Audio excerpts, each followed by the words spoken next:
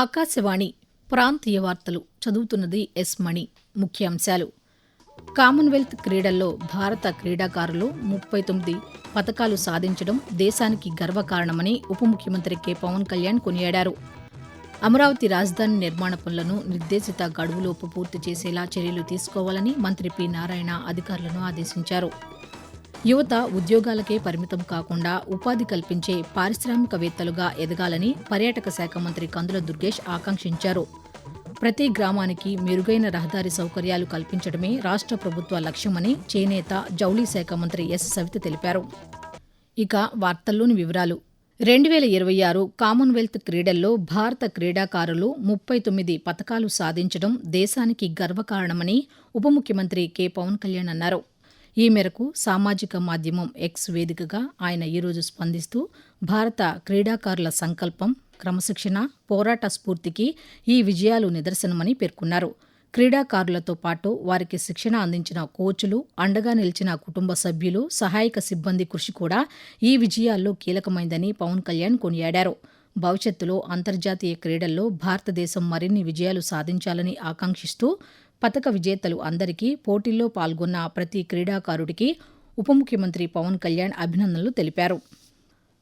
అమరావతి రాజధాని నిర్మాణ పనులను నిర్దేశిత గడువులోగా పూర్తి చేసేలా చర్యలు తీసుకోవాలని పట్టణాభివృద్ది శాఖ మంత్రి పొంగూరు నారాయణ అధికారులను ఆదేశించారు. అమరావతిలోని రాష్ట్ర సచివాలయంలో సీఆర్డీఏ ఇంజనీర్లు, కాంట్రాక్టు సంస్థల ప్రతినిధులతో మంత్రి ఈరోజు సమీక్ష నిర్వహించారు. అమరావతి నిర్మాణంలో ఉన్న శాసనసభ, హైకోర్టు, సచివాలయ టవర్లు సహా ఐకానిక్ భవనాల నిర్మాణ పురోగతిపై వివరాలను మంత్రి అధికారులను అడిగి తెలుసుకున్నారు. వర్షాకాలంలోనూ ఎలాంటి అంతరాయం లేకుండా పనులు కొనసాగుతున్నాయని అధికారులు వివరించారు. నాణ్యతా ప్రమాణాలు పాటిస్తూ నిర్దేశిత లక్ష్యాలకు అనుగుణంగా నిర్మాణ పనులను వేగవంతం చేసి సకాలంలో పూర్తి చేయాలని మంత్రి నారాయణ అధికారులకు సూచించారు. బాపట్ల జిల్లా అద్దంకిలో విద్యుత్ శాఖ మంత్రి గొట్టిపాటి రవికుమార్ ఈరోజు పర్యటించారు. ఈ సందర్భంగా పుట్టావారిపాలెం క్యాంపు కార్యాలయంలో అద్దంకి నియోజకవర్గ పరిధిలో అమలవుతున్న రక్షిత మంచినీటి పథకం పురోగతిపై మంత్రి అధికారులతో చర్చించారు. ఇప్పటికే 101.96 కోట్లతో పనులు ప్రారంభించినట్లు అధికారులు మంత్రికి వివరించారు. ఈ సందర్భంగా మంత్రి మాట్లాడుతూ అద్దంకి ప్రాంత ప్రజలకు తాగునీటి ఇబ్బందులు లేకుండా 51 లక్షల లీటర్ల నీటి నిల్వ సామర్థ్యం కలిగిన ట్యాంకులను నిర్మించనున్నట్లు తెలిపారు. అలాగే 83 కిలోమీటర్ల మేర నీటి సరఫరా పైప్ లైన్, ఫీడర్ ఛానల్ పనులను త్వరితగతిన పూర్తి చేయాలని ఆదేశించారు. ప్రజలకు మెరుగైన తాగునీటి సౌకర్యం అందించడమే లక్ష్యంగా పనులను నాణ్యతా ప్రమాణాలతో నిర్ణీత గడువులోగా పూర్తి చేయాలని మంత్రి గొట్టిపాటి రవికుమార్ సూచించారు. ప్రజా సౌకర్యాల అభివృద్ధికి ప్రభుత్వం ప్రాధాన్యం ఇస్తోందని పట్టణాభివృద్ది శాఖ మంత్రి పి. నారాయణ తెలిపారు. నెల్లూరులోని నవాబుపేటను సందర్శించి నూతనంగా ఏర్పాటు చేసిన బంగ్లా తోట పార్కుతో పాటు అత్యాధునిక సౌకర్యాలతో నిర్మించిన ఏసీ మినీ ఫంక్షన్ హాల్ను నిన్న ప్రారంభించారు. అనంతరం నవాబుపేటలో స్థానిక ప్రజలతో మంత్రి నారాయణ ముచ్చటించారు. రోడ్డు పక్కన చిన్న వ్యాపారాలు నిర్వహిస్తున్న వారి సమస్యలను అడిగి తెలుసుకున్నారు. ఈ సందర్భంగా మంత్రి మాట్లాడుతూ, నెల్లూరు కార్పొరేషన్ లో 42 రెసిడెంట్ వెల్ఫేర్ అసోసియేషన్స్ ఉన్నాయి. ఆ యొక్క సిటీలోకి వచ్చేలకి 24 ఉన్నాయి. ప్రతి నెల ఒక రోజు మా అధికారులే ఈ యొక్క రెసిడెంట్ వెల్ఫేర్ అసోసియేషన్ కూర్చొని వాళ్ళ సమస్యలు డిస్కస్ చేయమన్నాం. పబ్లిక్ సమస్యలు, రోడ్డు కావచ్చు, డ్రైన్ కావచ్చు, వాటర్ కావచ్చు, ఏదైనా ప్రభుత్వం చేయాల్సిన పనుల సమస్య డిస్కస్ చేయమన్నాం. అది చాలా చక్కగా మొదలు పెట్టారు. I'm really happy. ప్రభుత్వం చేసే పనులతోటే ప్రజలు కూడా భాగస్వామ్యం అయినప్పుడే ఆ సొసైటీ బాగుపడుతుంది. యువత ఉద్యోగాలకే పరిమితం కాకుండా ఉపాధి కల్పించే పారిశ్రామికవేత్తలుగా ఎదగాలని పర్యాటక, సాంస్కృతిక శాఖ మంత్రి కందుల దుర్గేష్ సూచించారు. తూర్పుగోదావరి జిల్లా రాజమహేంద్రవరంలో నిర్వహించిన గ్లోబల్ బిజినెస్ మీట్ సమైఖ్య 2026 సన్నాహక సమావేశంలో పాల్గొన్న మంత్రి అక్టోబర్ 13 నుంచి 15 వరకు హైదరాబాద్లో జరగనున్న గ్లోబల్ బిజినెస్ మీట్ ప్రచార పత్రికను నిన్న ఆవిష్కరించారు. ఈ సందర్భంగా మంత్రి మాట్లాడుతూ కృత్రిమ మేధ, క్వాంటం కంప్యూటింగ్ వంటి ఆధునిక సాంకేతికతలను యువత అందిపుచ్చుకుని ప్రపంచ స్థాయి అవకాశాలను సృష్టించుకోవాలని సూచించారు. పర్యాటక విధానం 2024-29 ద్వారా పర్యాటక రంగంలో పెట్టుబడులు పెట్టేవారికి ప్రభుత్వం పూర్తి ప్రోత్సాహం, పారదర్శక విధానాలు, అవసరమైన సహకారం అందిస్తుందని మంత్రి తెలిపారు. ఆకాశవాణి ప్రాంతీయ వార్తలు వింటున్నారు.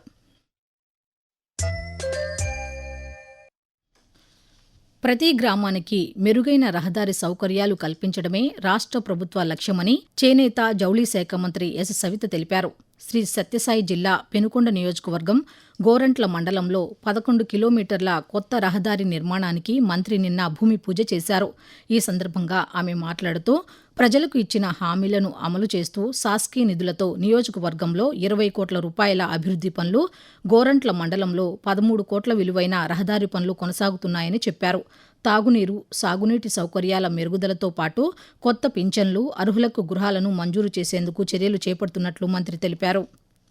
ఎగువ పరివాహక ప్రాంతాల్లో కురుస్తున్న వర్షాల ప్రభావంతో గోదావరి నదికి వరద నీరు వచ్చి చేరుతోంది. ధవళేశ్వరం బ్యారేజీ వద్ద రెండో ప్రమాద హెచ్చరికను ఉపసంహరించుకున్నప్పటికీ దిగువ ప్రాంతమైన డాక్టర్ బిఆర్ అంబేద్కర్ కోనసీమ జిల్లాలోని లంక గ్రామాల్లో మరో 24 గంటల పాటు వరద ఉధృతి కొనసాగుతుందని అధికారులు తెలిపారు. జిల్లాలోని 33 లంక గ్రామాలకు వరద ప్రభావంతో రాకపోకలు నిలిచిపోయాయి. పడవలపై రాకపోకలు సాగిస్తున్న లంకవాసుల కోసం లైఫ్ జాకెట్లను అందుబాటులో ఉంచారు. మరో 24 గంటల తర్వాత గోదావరి వరద క్రమంగా తగ్గుముఖం పడుతుందని, అందుకు అనుగుణంగా ఏర్పాట్లు చేస్తున్నామని ముమ్మిడివరం రెవెన్యూ డివిజనల్ అధికారి తెలియజేస్తూ,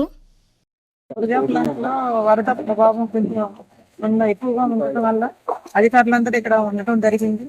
అక్కడ ఆ విలేజ్ సంబంధించిన ప్రజలు బయటికి రాకుండా వాళ్ళకి కావాల్సిన నిత్యావసర సరుకులు మా టీం ద్వారా పడవల సహాయంతో వాళ్ళకి ఎప్పటికప్పుడు చేరవేసి వాళ్ళకి ఎలాంటి ఇబ్బందులు కలగకుండా కూడా మేము మా యంత్రాంగం అంతా ఇక్కడే ఉండి పనిచేయడం జరుగుతుంది. కాబట్టి ప్రజలు కూడా మాతో సహకరించి ఈ తగ్గేంత వరకు మీరు కూడా బయటకు రాకుండా ఉండాలని చెప్పేసి జాగ్రత్తలు తీసుకోవాలని కోరుకుంటూ, తక్కువ ధరలతో నాణ్యమైన బియ్యాన్ని ప్రజలకు అందించేందుకు ప్రత్యేక విక్రయ కేంద్రాలను రాష్ట్ర ప్రభుత్వం ఏర్పాటు చేస్తోందని తిరువూరు రెవెన్యూ డివిజనల్ అధికారి ఏ కుమార్ తెలిపారు. ఎన్టీఆర్ జిల్లా తిరువూరు రైతు బజార్లో ప్రత్యేక బియ్యం విక్రయ కేంద్రాన్ని ఆయన ఈరోజు ప్రారంభించారు. అనంతరం మాట్లాడుతూ ఆధార్ కార్డు ఆధారంగా మొబైల్ యాప్ ద్వారా బియ్యం విక్రయాలు నిర్వహిస్తామని, ప్రతి రేషన్ కార్డుదారునికి నెలకు గరిష్టంగా 10 కిలోల బియ్యం అందజేస్తామని చెప్పారు. ప్రభుత్వం నిర్ణయించిన ధరల ప్రకారం స్టీమ్డ్ బియ్యం కిలో 52 రూపాయలకు, ముడి బియ్యం కిలో 50 రూపాయలకు విక్రయిస్తున్నట్లు వెల్లడించారు. ప్రజలు ఈ అవకాశాన్ని వినియోగించుకుని బియ్యాన్ని కొనుగోలు చేయాలని సూచించారు. వివాదాలను ఎలాంటి ఖర్చు లేకుండా త్వరితగతిన పరిష్కరించుకోవటానికి మధ్యవర్తిత్వమే ఉత్తమ మార్గమని శ్రీకాకుళం జిల్లా ప్రధాన న్యాయమూర్తి కె సునీత తెలిపారు. శ్రీకాకుళంలోని స్థానిక జిల్లా న్యాయ సేవా సదన్లో జాతీయ న్యాయ సేవా ప్రాధికార సంస్థ ఆదేశాల మేరకు నిర్వహించిన మీడియేషన్ 3.0 కార్యక్రమాన్ని ఆమె ఈరోజు ప్రారంభించారు. ఈ సందర్భంగా సునీత మాట్లాడుతూ, మధ్యవర్తిత్వం ద్వారా సామాన్య ప్రజలకు సులభంగా న్యాయం అందుతుందని, కోర్టుల్లో ఏళ్ల తరబడి అపరిష్కృతంగా ఉన్న కేసులను రాజీ మార్గంలో త్వరగా పరిష్కరించుకునే అవకాశం ఉందని చెప్పారు. జిల్లాలోని అన్ని కోర్టుల్లో ప్రత్యేక మధ్యవర్తిత్వ కేంద్రాలను ఏర్పాటు చేస్తున్నట్లు వెల్లడించారు. కాకినాడ జిల్లా ప్రభుత్వ సర్వజన ఆసుపత్రిలో దాత్రి మదర్స్ మిల్క్ బ్యాంక్ శిశువైద్య విభాగం సంయుక్త ఆధ్వర్యంలో ప్రపంచ తల్లిపాల వారోత్సవాలను ఈరోజు నిర్వహించారు. ఈ నెల 1వ తేదీ నుంచి 7వ తేదీ వరకు నిర్వహిస్తున్న ఈ వారోత్సవాల్లో భాగంగా ప్రభుత్వ ఆసుపత్రి జిల్లా స్థాయి అవగాహన సదస్సు ఏర్పాటు చేశారు. ప్రాంతీయ వార్తలు ముగించే ముందు ముఖ్యాంశాలు మరోసారి. కామన్వెల్త్ క్రీడల్లో భారత క్రీడాకారులు 39 పతకాలు సాధించడం దేశానికి గర్వకారణమని ఉప ముఖ్యమంత్రి కె పవన్ కళ్యాణ్ కొనియాడారు. అమరావతి రాజధాని నిర్మాణ పనులను నిర్దేశిత గడువులోపు పూర్తి చేసేలా చర్యలు తీసుకోవాలని మంత్రి పి నారాయణ అధికారులను ఆదేశించారు. యువత ఉద్యోగాలకే పరిమితం కాకుండా ఉపాధి కల్పించే పారిశ్రామికవేత్తలుగా ఎదగాలని పర్యాటక శాఖ మంత్రి కందుల దుర్గేష్ ఆకాంక్షించారు. ప్రతి గ్రామానికి మెరుగైన రహదారి సౌకర్యాలు కల్పించడమే రాష్ట్ర ప్రభుత్వ లక్ష్యమని చేనేత జౌళి శాఖ మంత్రి ఎస్ సవిత తెలిపారు. ఆకాశవాణి ప్రాంతీయ వార్తలు ఇంతటితో సమాప్తం. తిరిగి సాయంత్రం 6 గంటల 10 నిమిషాలకు విశాఖపట్నం కేంద్రం నుంచి ప్రాంతీయ వార్తలు వింటారు.